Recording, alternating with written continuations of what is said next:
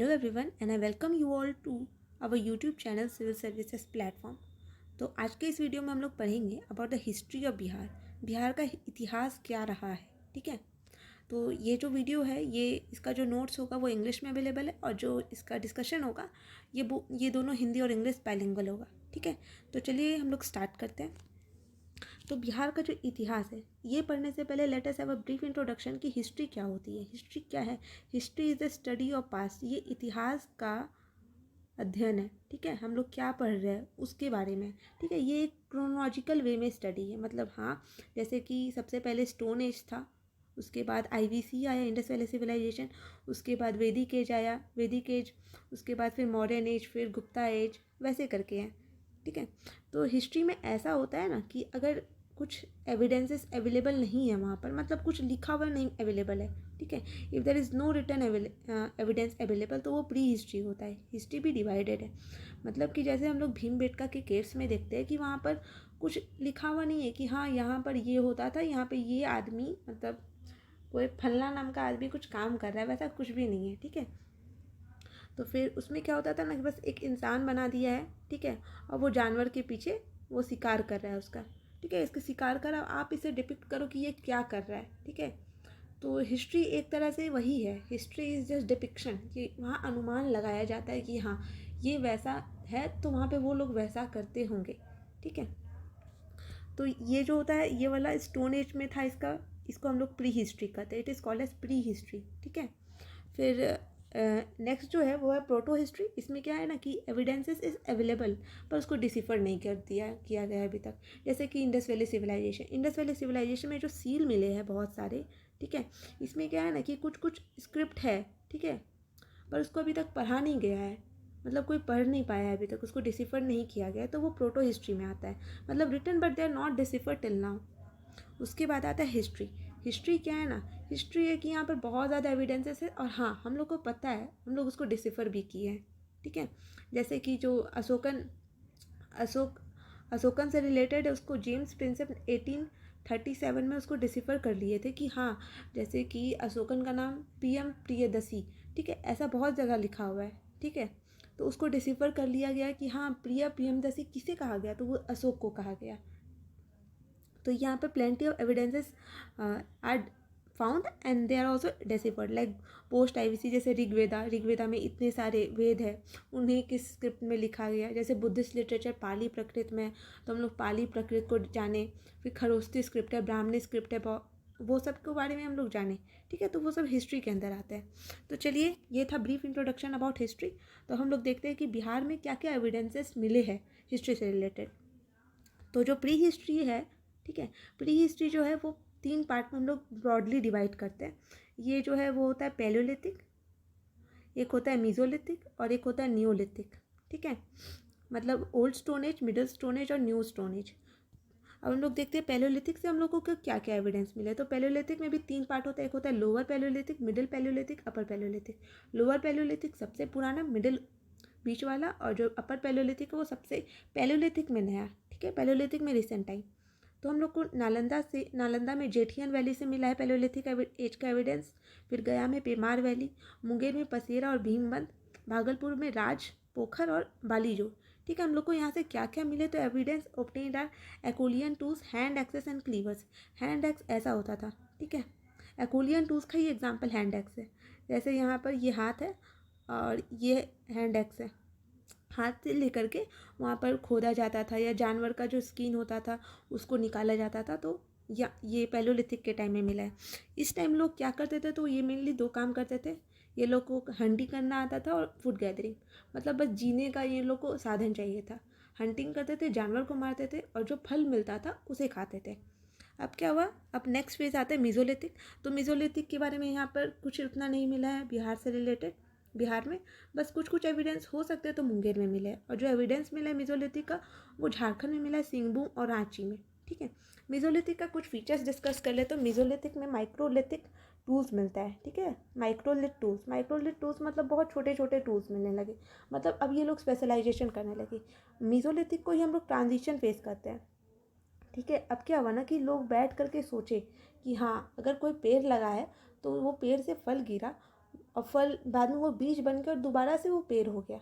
ठीक है, तो धीरे धीरे एक आइडिया होने लगा कि हाँ हम लोग पेड़ भी उगा सकते हैं, मतलब बस पेड़ को काट नहीं, पेड़ से फल गैदर नहीं, उसको हम लोग एग्रीकल्चर भी कर सकते हैं।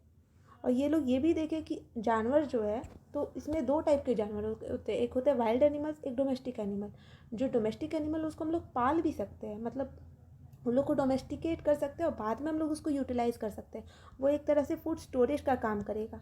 ठीक है, ये सब पता चला मीज़ोलिथिक में, मतलब ये ट्रांजिशन फेज था, मतलब ऑब्जर्वेशन फेज। और इस टाइम हंटिंग इस टाइम भी होता था। इसका एविडेंस हम लोग को भीमबेटका की गुफा से मिलता है। चलिए हम लोग आगे बढ़ते हैं, न्योलिथिक एज को देखते हैं। न्योलिथिक में क्या होता है ना कि एग्रीकल्चर स्टार्ट हो जाता है, सेटलमेंट स्टार्ट हो जाता है। ठीक है, डोमेस्टिकेशन स्टार्ट हो जाता है, मतलब जो ऑब्जर्वेशन मिला किया गया था मीज़ोलिथिक एज में, उसको अब इम्प्लीमेंट किया जा रहा है न्योलिथिक एज में। ठीक है, इसका जो एविडेंस मिला है तो बहुत फेमस प्लेस है चिरान, जो सारण में। ठीक है, यहाँ पर हम लोग को नॉर्थ ब्लैक पॉलिश्ड वेयर मिला है। ठीक है, we have got the north black polished ware from Chirand in Saran. बाकी और भी प्लेसेस है, जैसे चेचर वैशाली में, ये गंगा गंडक द्वाब में, फिर सेनुआर जो कि रोहतास में, मनेर जो कि पटना में, ताराडी जो कि बोधगया में, बारूडी जो कि सिंगू में, ये झारखंड में। ठीक है, और फिर सोनपुर जो कि गया में। आगे बढ़ते, ये जो कैलकोलिथिक एज है ये कॉपर एज है। ठीक है, अब लोग कॉपर का यूज़ करना सीख गए थे। ये कॉपर एज है। इसमें चेचर वैली जो कि चेचर वैशाली से, मनेर पटना, सोनपुर गया और चिरान सारण, यहाँ से हम लोग को चैल्कोलिथिक एज का एविडेंस मिलता है। आगे हम लोग ये जो मतलब ये स्टोन एज ख़त्म हो गया, उसके बाद आता है इंडस वैली सिविलाइजेशन। तो आप लोग को पता है कि Indus valley civilization was much limited to this area. ठीक है, ये इंडिया के इस एरिया में लिमिटेड था। ठीक है, आप लोग मुझे बता सकते हैं कि इसका नॉर्थ एक्सटेंशन और साउथ एक्सटेंशन, ईस्ट एक्सटेंशन और जो इसका वेस्ट एक्सटेंशन का लिमिट था वो कहाँ तक था। ठीक है, do comment in the comment section. आगे बढ़ते हैं, उसके बाद वैदिक एज आता है, देन कम्स द वैदिक एज। वैदिक एज जो है वो 1500 से स्टार्ट होता है, 1500 से 1000। और जो लेटर वैदिक था वो आपका 1000 से आपका 500 तक। ठीक है, चलिए तो हम इसे देखते हैं। ये जो अर्ली वैदिक एज है वो 1500 से 1000 तक, और जो लेटर वैदिक है वो 1000 से 500 या 600 BC तक। इसमें क्या हुआ ना कि अब आर्यन आने लगे, जैसे आपको पता है कि मैक्स मुलर का थ्योरी है, फिर आपका टिबेटन थ्योरी भी है, बहुत सारा थ्योरी दिया गया है जिसमें बताया गया है कि आर्यन कैसे आए। ठीक है, तो ये आए, मतलब ऐसा मेनली माना जाता है, मैक्स मुलर का थ्योरी को ही कंसिडर किया जाता है, but it is not also, मतलब कन्फर्म नहीं है, पर हाँ उसको माना जाता है, अभी तक तो वही बेस्ट थ्योरी है। तो Aryan further expanded towards the northern Bihar. Aryan धीरे धीरे नॉर्दर्न बिहार तक आ गए। ठीक है, मतलब ये बिहार का मैप है, तो ये धीरे धीरे यहाँ पहुँच गए थे। ठीक है, मिथिला रीजन में सबसे पहले प्रवेश किए ये। फिर एक सतपथ ब्राह्मण है, ये बताता है कि आर्यन कैसे एक्सपैंड किया on the eastern Gangetic plate. Eastern Gangetic in the sense कि यहाँ पे पूरा भारत को इंक्लूड किया गया है, ईस्टर्न गैंगेटिक बिहार वाला ही रीजन हुआ। फिर Satapatha Brahmana reports founding of a realm called as Videha. Videha एक रेल्म है, मतलब जगह। ठीक है, जिसका कैपिटल मिथिला है, और बाय प्रिंस विदेह माधव। ठीक है, Videha Madhava. He followed Agni who famed as a great colonizer उस टाइम। ठीक है, अग्नि जो थे वो बहुत बड़े कॉलोनाइजर थे, and came to river Sadanira. Sadanira Gandak को कहा गया, और वहाँ पे रुक गए। ठीक है, ये सतपथ ब्राह्मण में विदेहा में एक जगह था, वहाँ के बारे में है, जहाँ पे विदेह माधव ये आए थे फॉलो करते करते किसको, तो अग्नि को। और ये कहाँ आके रुके, ये सदनीरा नदी में, गंडक जिसका नाम है अभी, वहाँ पर आकर के रुके। फिर इसका जो पहला फेज़ था ना, ये फेज़ वाइज रूल हुआ है, मतलब फेज़ वाइज एक्सपेंड किया गया है। तो जो फर्स्ट फेज़ था वो नॉर्थ बिहार तक था, सेकेंड फेज़ जो था वो मगध, अंगी, वज्जी, विदेहा यहाँ तक आया। जो लास्ट फेज़ था वो आपका पूरा बिहार में फैल गया आर्यन। ठीक है, तो हम लोग जान रहे हैं कि आर्यन आया, तो आर्यन क्यों आया, तो यहाँ पर डिस्कवरी ऑफ आयरन, मतलब बिहार का रीजन बहुत ज़्यादा एडवांस था क्योंकि यहाँ पे आयरन मिलता था। ठीक है, तो उसी के कारण ये लोग यहाँ आया कि यहाँ पर आयरन अवेलेबिलिटी है, तो सस्ते दाम में, मतलब उस टाइम तो दाम भी नहीं लगता होगा, तो हाँ आराम से मिल जाता है, बस खोदो और निकालो। तो फिर आयरन मिला, आयरन से वो लोग एक्स बनाए, एक्स बना करके वो लोग पेड़ काटे। ठीक है, पेड़ काटे और एग्रीकल्चर इस्टेब्लिश की। एग्रीकल्चर इस्टेब्लिश करने के बाद क्या कि हाँ अब हम लोग सेटलमेंट करेंगे, वहीं पे रहें, मतलब घर बना लेंगे। और सेटलमेंट किए तो फिर डोमेस्टिकेशन ऑफ एनिमल, मतलब हम लोग पशुपालन भी करेंगे। उसके बाद even the development of art and craft develop, art and craft भी बहुत ज़्यादा डेवलप हुआ। अब एक बात है कि अगर आर्ट एंड क्राफ्ट कैसे डेवलप किया, मतलब कि अगर वो लोग एग्रीकल्चर कर लिए, मतलब अगर वो लोग घर बनाए, ठीक है, वो लोग एक घर बनाए, यहाँ पर 5 लोग रहते हैं, तो 5 में पाँचों थोड़ी ना एग्रीकल्चर करेगा, इसमें चलो 3 लोग एग्रीकल्चर में इन्वॉल्व है, बाकी दो क्या करेंगे, बाकी दो को भी तो कुछ करना होगा ना, मतलब कुछ करना चाहिए। तो ये क्या करेंगे, ये जो खेती हो रहा है उसको चाहे ट्रेड में करेंगे कि हाँ ट्रेड करते हैं, नहीं तो ये लोग आर्ट एंड क्राफ्ट करेंगे कि हाँ बैठे बैठे क्या करेंगे, कुछ काम ही कर लेते हैं। तो ये लोग ड्राइंग कर लेते थे, सिलाई बुनाई कर लेते थे, ठीक है, ऐसे ही ये लोग अपना क्या कहते हैं गुजारा करते थे। मतलब एक तरह से थोड़ा एग्रीकल्चर से हट के ये लोग करने लगे। उसी के बाद हम लोग देखते हैं कि मॉडर्न एज में बहुत ज़्यादा आर्ट एंड क्राफ्ट का डेवलपमेंट होता है, जैसे कि स्तूपा बनता है, ठीक है, जो आपका ये पिलर है, आयरन पिलर, ये सब बनता है।